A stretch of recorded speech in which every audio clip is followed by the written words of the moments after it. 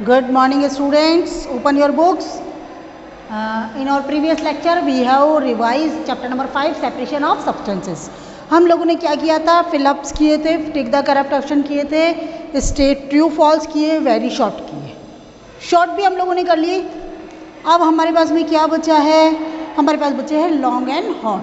तो आज हम करेंगे long and hot. First of all open your books, page number 47. Page number 47 have you open? देखिए अब आपका क्या है, how will you separate the following. इनको कैसे आप सेपरेट करेंगे?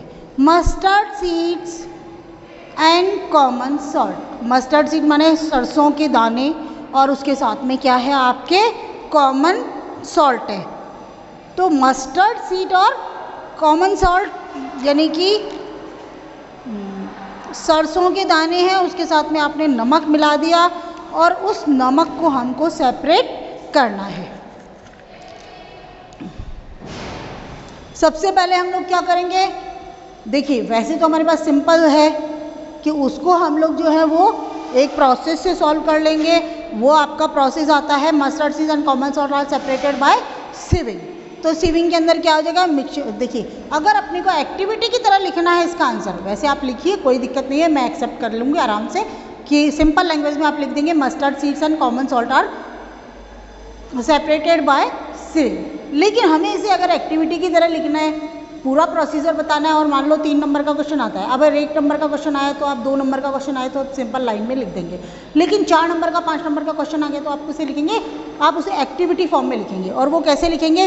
टू सेपरेट, पहले आप लिखेंगे ऑब्जेक्ट. ऑब्जेक्ट में आ जाएगा to separate mustard seed and common salt. उसके बाद में थिंग्स रिक्वायर्ड, कौन कौन सी चीज़ें चाहिए? Mixture of salt and mustard seed, water and beaker.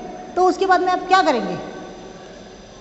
इस तरह से जो एक मेथड होता है, जैसे हमने एक्टिविटी 7 है आपकी 44 पे, उसको आप पढ़िएगा, वैसे मैंने एक्सप्लेन आपको कर दिया है. तो हम लोग क्या करते हैं, उसी को इस तरह से पहले ऑब्जेक्ट लिख दिया, फिर हमको क्या चीज़ें रिक्वायर्ड चाहिए, उसके बाद हमने प्रोसेस लिखा. प्रोसेस लिखने के बाद हम लिखते हैं ऑब्जर्वेशन, हमने क्या ऑब्जर्व किया, और फाइनल में हम लोग क्या लिखते हैं? रिजल्ट. तो in this manner we will separate the given things.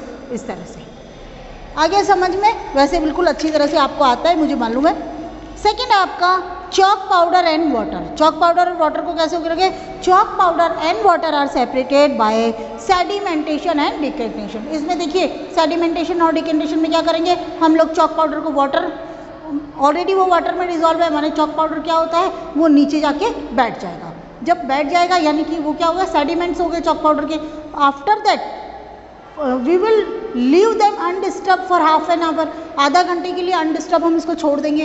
And उसके बाद में क्या करेंगे? बिल्कुल धीरे धीरे बिना उस चॉक पाउडर को डिस्टर्ब करे हुए हम उसको क्या करेंगे? डिकेंटेशन प्रोसेस के द्वारा अलग कर लेंगे. थर्ड आपका आता है सैंड एंड वाटर. मिट्टी है और पानी है, तो वो भी आपको सेडिमेंटेशन और डिकेंटेशन प्रोसेस के द्वारा ही करनी है. लास्ट आपका आता है ग्रेन्स एंड स्टोन. देखिए सिंपल तरीका देखिए, ग्रेन्स एंड स्टोन यानी कि अनाज और उसमें पत्थर. वो तो हमारे घरों में हमेशा अनाज आता है, खाते हैं हम लोग, मम्मी साफ़ करती है ना, कैसे करती है? Hand picking. तो नो रट्टाफिकेशन. सोचो घर में अनाज आया हुआ है, उसमें कंकर है, मम्मी ने कैसे साफ किया? हैंड पिकिंग से. मतलब हम लोग उन्होंने जो कंकर थे उसको उठा उठा के फेंक दिए, बिकॉज जो अमाउंट ऑफ ग्रेन जो है, क्वांटिटी जो ग्रेन की है वो ज़्यादा है in comparison to the impurities. Okay, तो grains and stone are separated by hand picking. Next आपका क्वेश्चन आता है how is fine sand separated from larger particles. Explain. किस तरह से बारीक जो सैंड होती है उसको हम बड़े बड़े पार्टिकल से अलग कर सकते हैं. तो fine sand is separated from larger particles through sieving. Sieving माने चालनी के द्वारा. तो when the components of a mixture are of different size, जब किसी मिक्सचर के कंपोनेंट्स, जो मिक्सचर होता है उसके कंपोनेंट्स अलग अलग साइज के होते हैं, तो a sieve can be use to separate them. And what is the sieve? Sieve is a shallow vessel. एक ऐसा बर्तन है जिसकी गहराई कम होती है, ठीक है ना. दैट हैज़ स्मॉल होल्स, जिसमें छोटे छोटे होल्स होते हैं. The size of the hole in the sieve depend on the size of the components to be separated. जिसको हम सेपरेट करना चाह रहे हैं उसके साइज के अकॉर्डिंग उस जो सिव होती है उसके छेद होते हैं.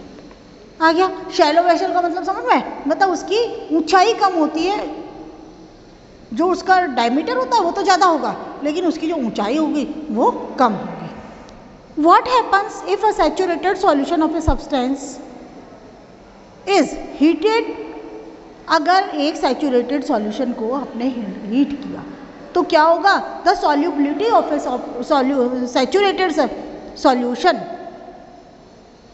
Increases with the rise of the temperature, यानी कि टेम्परेचर बढ़ाया तो सॉल्युबिलिटी इंक्रीज हो गई। This means by heating we can dissolve more solute in a standard solution, यानी कि गर्म करके हम उस सॉल्यूशन के अंदर और ज़्यादा, सैचुरेटेड सॉल्यूशन में और ज़्यादा सॉल्यूट डिजॉल्व कर सकते हैं। दूसरा हो गया कूल्ड, जब उसको ठंडा किया जाता है। When the saturated solution of a substance is cooled, जब किसी सब्सटेंस के सैचुरेटेड सॉल्यूशन को ठंडा किया जाता है, the solubility of the substance decreases, substance की सॉल्युबिलिटी जो होती है वो डिक्रीज हो जाती है, कम हो जाती है।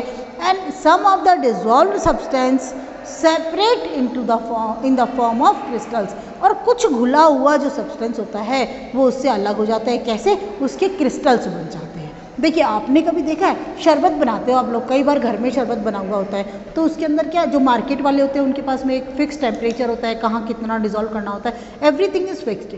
लेकिन जब घर में बनाते हैं तो कई बार क्या होता है कि हम लोग उसमें ज़्यादा जो होता है वो शुगर डाल देते हैं, और उस वक्त तो वो डिज़ोल्व रहती है, लेकिन जब हम उसे बॉटल को फ्रिज में रख देते हैं और बाद में निकालते हैं उसको, तो देखा करो उसके नीचे आपको चीनी जमी हुई रखती है। क्यों? क्योंकि वी कूल्ड इट, हमने उसको टेम्परेचर डाउन कर दिया, और टेम्परेचर अगर डिक्रीज हो गया तो कुछ कुछ सॉल्यूट्स जो होते हैं वो सेपरेट हो जाते हैं in the form of crystal. आ गया समझ? आ गया आपको समझ के अंदर कि किस तरह से होता है? लाइव एग्जाम्पल मिल गया आपको, अब तो नहीं कंफ्यूज हो गए ना? अच्छा, नेक्स्ट क्वेश्चन है, can a farmer use a pedestal fan to do winnowing? Comment, क्या एक सॉरी, हॉट क्वेश्चन का फर्स्ट है, suppose your mother wants to remove pieces of wheat from a large quantity of food. Suppose करिए कि आपकी mummy के पास में बहुत सारा आटा है और उसमें से उनको क्या रिमूव करना है? पीसेज ऑफ व्हीट, गेहूं के पीसेज को व्हीट निकालना है। Find out how she can do that, कैसे वो इसको अलग करेंगी?